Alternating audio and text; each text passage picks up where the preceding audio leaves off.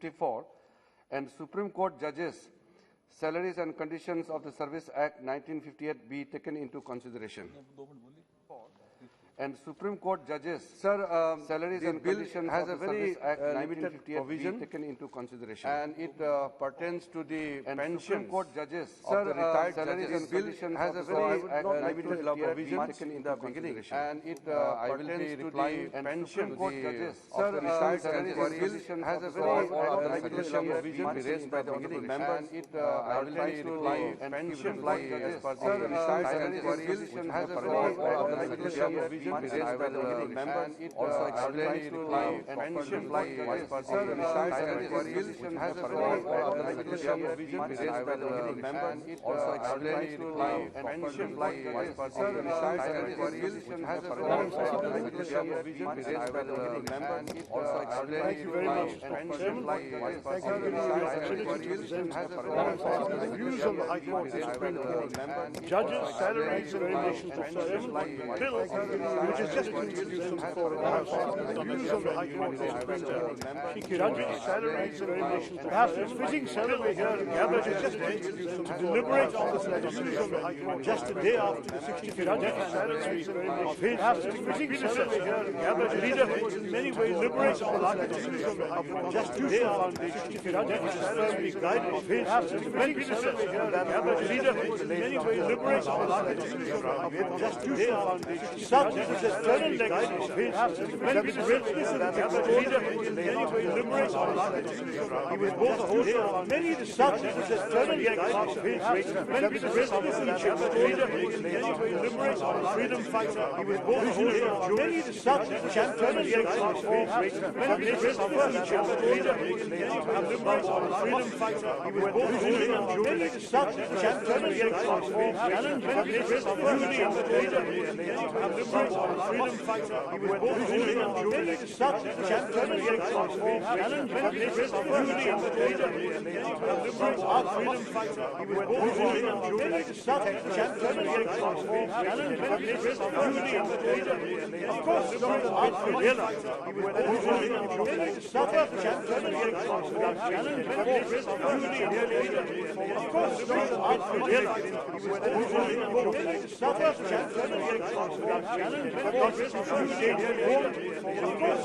freedom fighter. That is where sadly suffers the eternal legacy of his, challenge benefits of unity of the leader who in many ways liberates on the freedom fighter.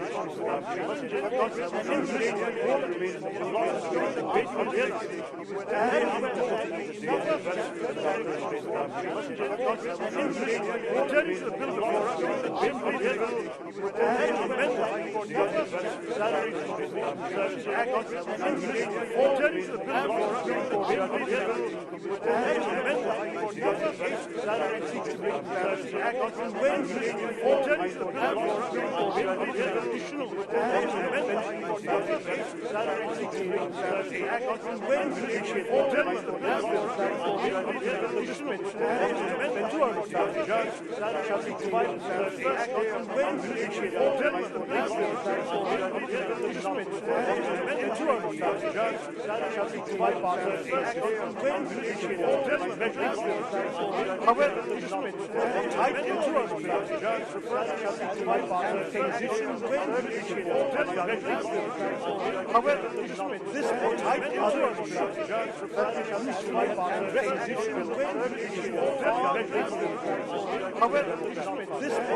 our judge that shall be provided for the transition when we issue the amendment. However, this type of however, this type of relating to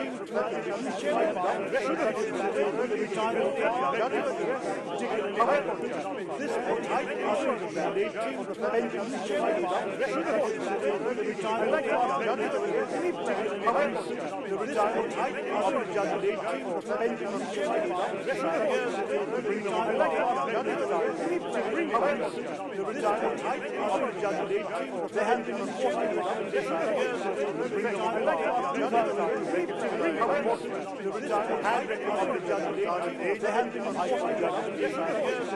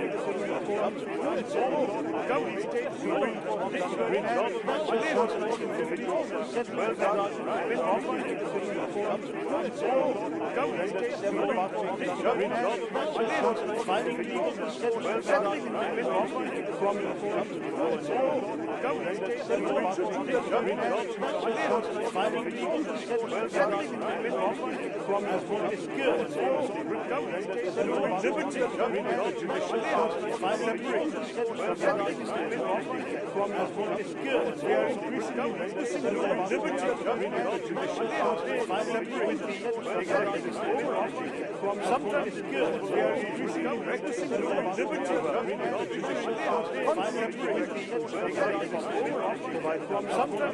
We are increasing practicing the liberty of sometimes it's good. We are increasing practicing the liberty of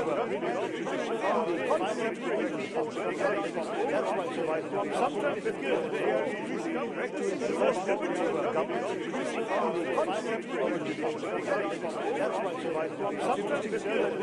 increasing practicing the liberty of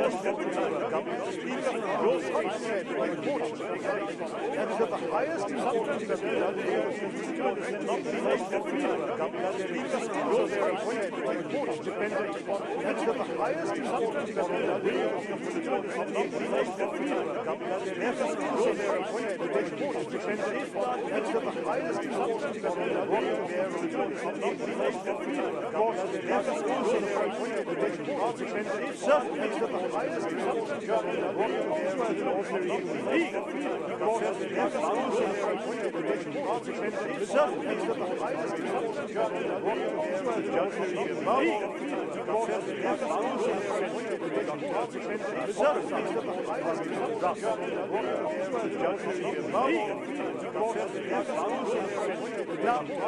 given that basic understanding of drugs, it's unfortunate that the has appeared to be abusing its character. Given that basic understanding of drugs, it's unfortunate that the regime has appeared to be abusing its character. Given that basic understanding of drugs, it's unfortunate that the regime has appeared to be growing its character. For elevation, given that basic understanding of drugs, it's unfortunate that the regime has appeared to be growing its character. For elevation, given that basic understanding of drugs, it's unfortunate that the regime has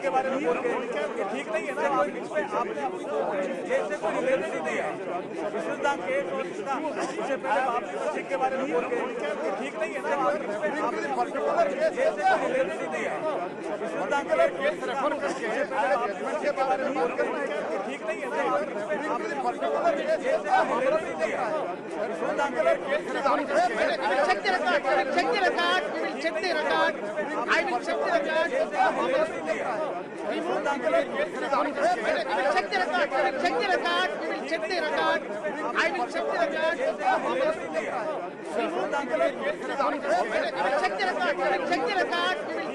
we will check the record, we will check the record, I will check the record, remove the check the record, we will check the record, we will check the record, I will check the record, remove the check the record, we will check the record, we will check the record, I will check the record, remove the check the record, we will check the record, we will check the record, I will check the record, remove the check the record, we will check the record, we will check the record, I will check the record, remove the check the record, we will check the record, we will check the record, I will check the record,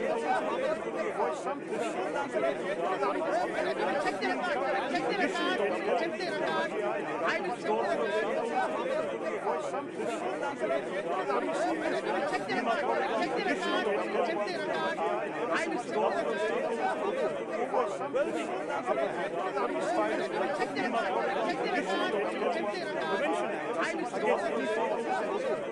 these circumstances, sir, the point is very clear.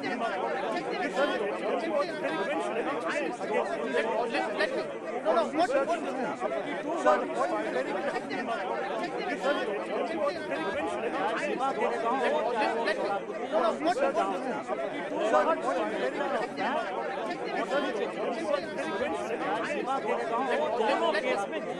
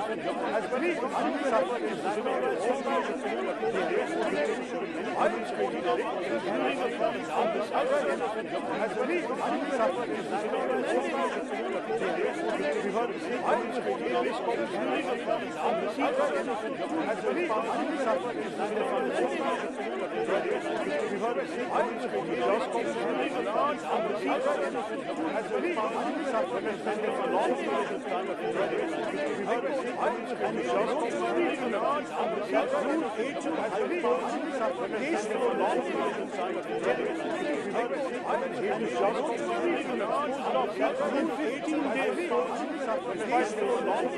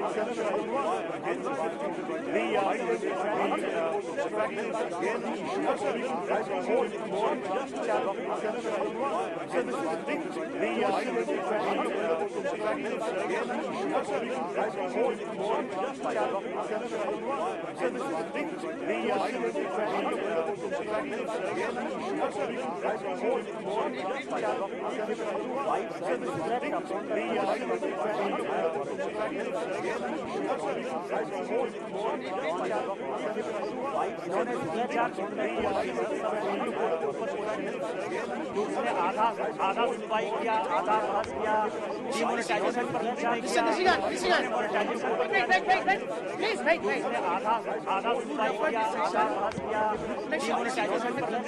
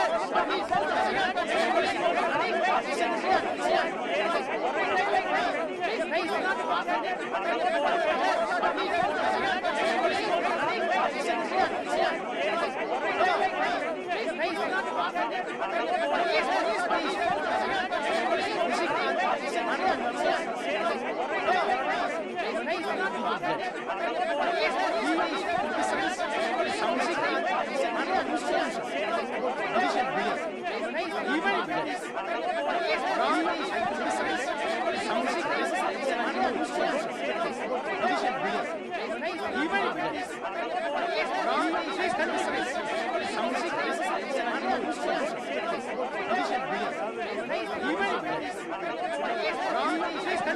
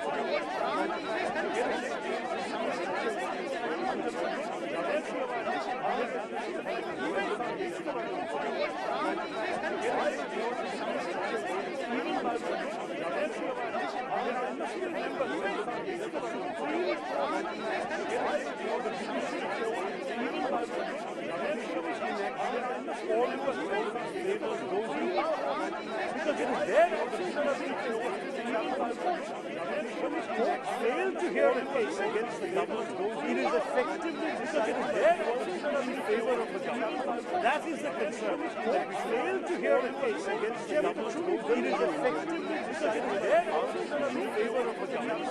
That is the concern. That we failed to hear a case against the government, it is effectively decided in favor of the government. That is the concern. Failed to hear a case against the government, it is effectively decided in favor of the government. That is the concern. Giving them the opportunity to increase their productivity, it is effectively decided in favor of the government. Dr. Ambedkar giving them the opportunity to increase their productivity, it is effectively decided incentives are not good. Dr. Ambedkar, however, however, still implementing it, incentives are not good. Dr. Ambedkar, however, however, still implementing it, incentives are not good. Dr. Ambedkar, reduce however, still implementing it, eliminate incentives are not good. Dr. Ambedkar, reduce however, still implementing it, eliminate incentives are not good.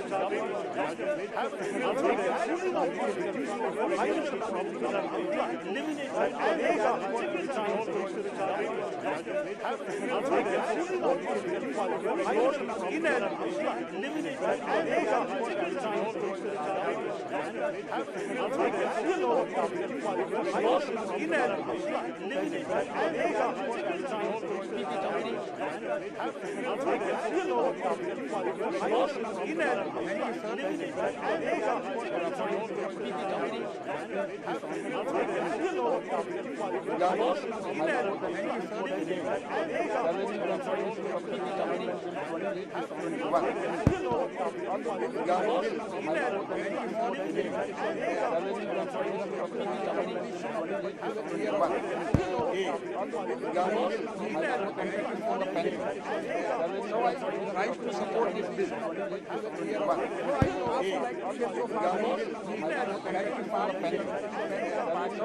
Right to support this bill. Honorable Agarwal.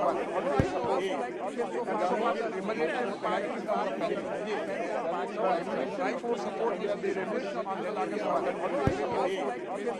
Agarwal.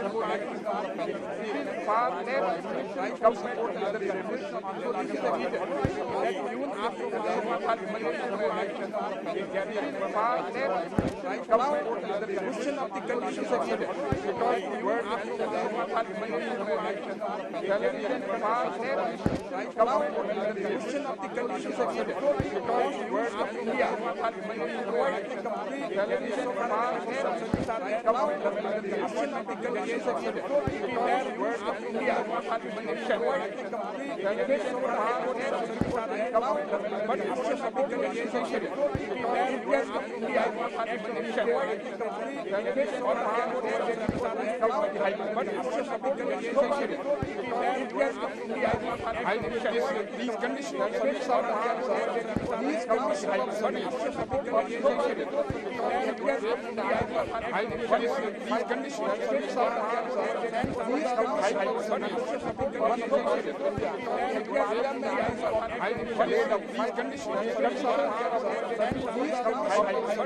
So apart from that, other conditions for legal sovereignty related by the parties, how we talk about one of the so apart from that, so this part of conditions for legal sovereignty related by the parties, how we talk about one of and we show apart from that, so this part of conditions for legal sovereignty related by the parties, how we read these conditions and we show apart from that, so this part of conditions for legal sovereignty related by the parties, how I read these conditions and we show apart from that, so this part of conditions for legal sovereignty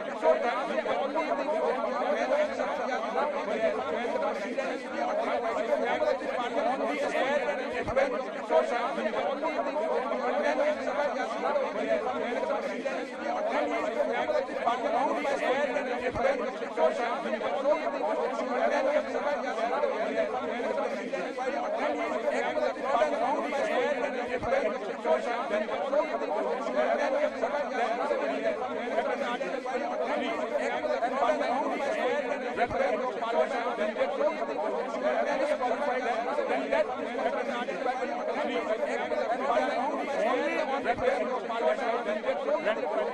disqualified, then that only on the basis of parliament,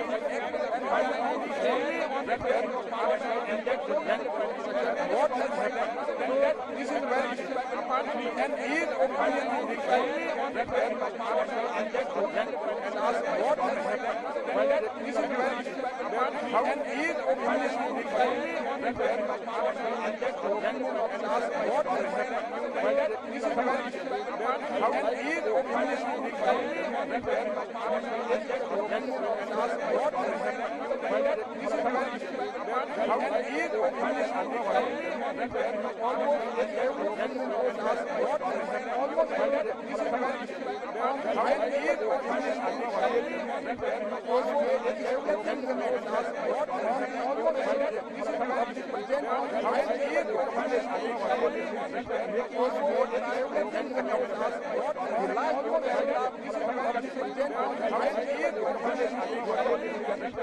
almost and ask what has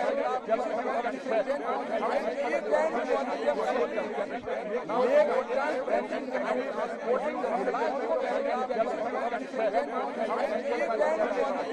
almost this is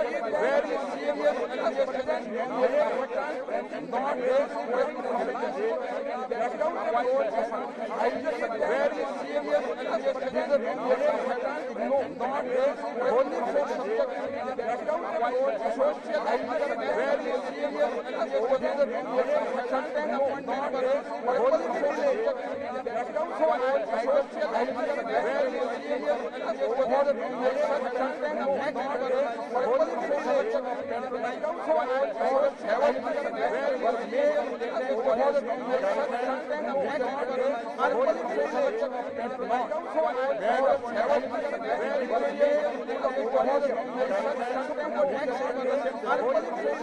his opinion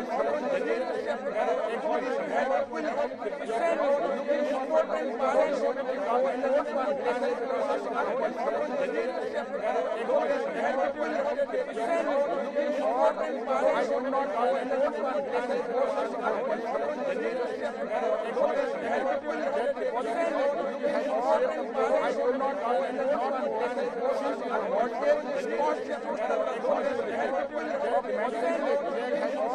on the basis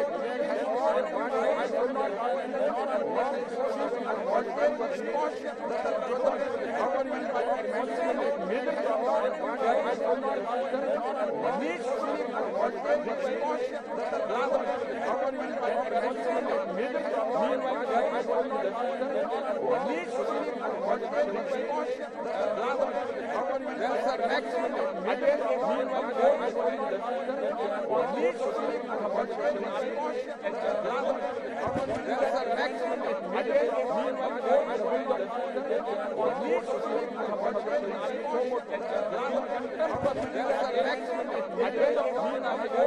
and ask what has happened, almost this is very and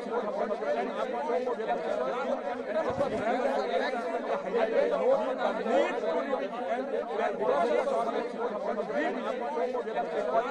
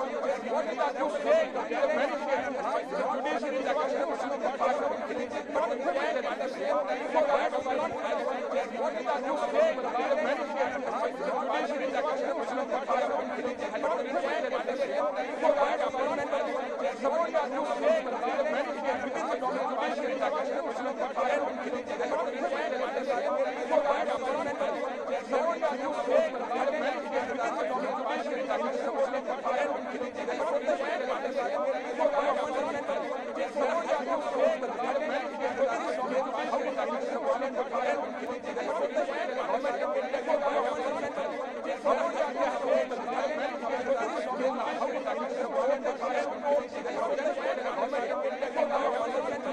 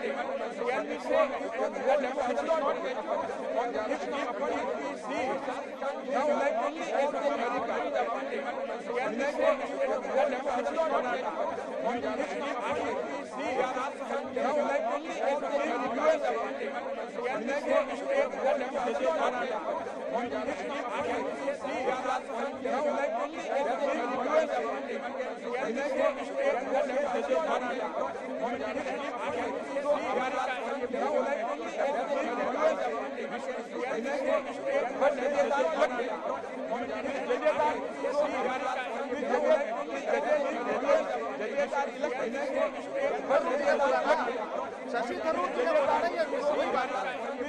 Shashi Tharoor जी बोल रहे हैं, शशि थरूर जी ने बोला, शशि थरूर जी ने बोला, शशि थरूर जी ने बता रही है, कोई बात नहीं। आप भी मानते हो, शशि थरूर जी बोल रहे हैं, आप भी अमेरिका के थरूर जी ने बोला, शशि थरूर जी ने बोला, शशि थरूर जी ने बता रही है, कोई बात नहीं। आप भी मानते हो, शशि थरूर जी बोल रहे हैं, आप भी अमेरिका के थरूर जी ने बोला, शशि थरूर जी ने बोला, शशि थरूर जी ने बता रही है, कोई बात नहीं। आप भी मानते हो, शशि थरूर जी बोल रहे हैं, आप भी अमेरिका के थरूर जी ने बोला, शशि थरूर जी ने बोला, शशि थरूर जी ने शामिल है, कोई बात नहीं। आप भी मानते हो, शशि थरूर जी बोल रहे हैं, आप भी अमेरिका के थरूर जी ने बोला, शशि थरूर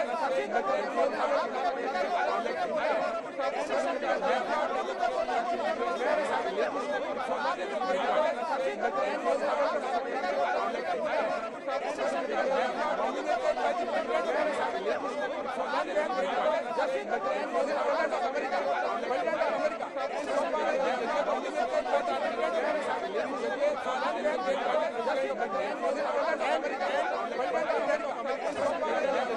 थरूर जी ने बोला, शशि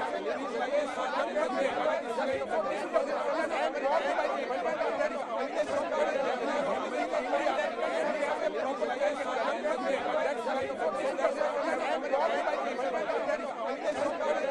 शामिल है, कोई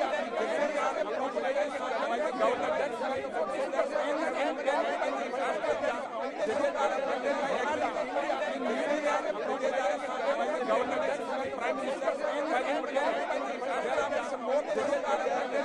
नहीं। आप भी मानते हो, शशि थरूर जी बोल रहे हैं, आप भी अमेरिका के थरूर जी ने बोला, शशि थरूर जी ने बोला, शशि थरूर जी ने शामिल है, कोई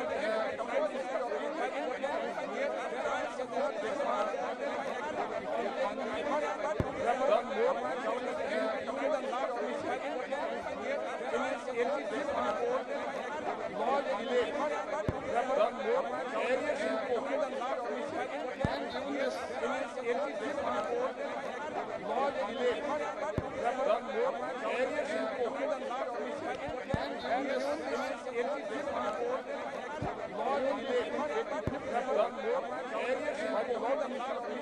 बोला, areas